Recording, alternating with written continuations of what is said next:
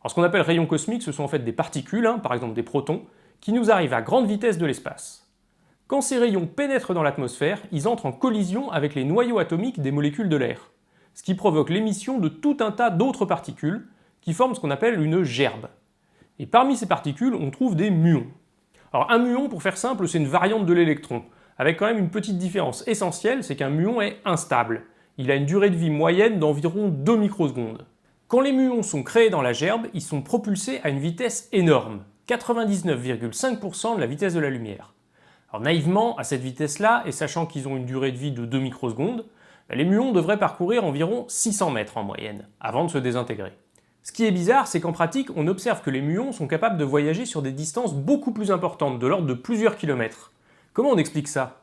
Eh bien justement par le fait que les notions de durée et de distance sont relatives. Considérez les deux événements suivants, la création du muon et sa désintégration. Alors quand on dit que la durée de vie moyenne du muon est de 2 microsecondes, on parle de sa durée de vie vue depuis son propre référentiel.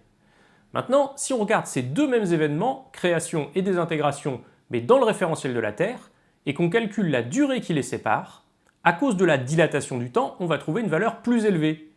Comme le muon et la Terre sont en mouvement relatif à une vitesse de 99,5% de celle de la lumière, le fameux facteur de Lorentz vaut environ 10. Et la durée de vie moyenne du muon, vue dans le référentiel de la Terre, est d'une vingtaine de microsecondes. Ce qui explique que de notre point de vue, celui du référentiel de la Terre, le muon parcourt des distances beaucoup plus importantes que ce qu'on avait naïvement calculé.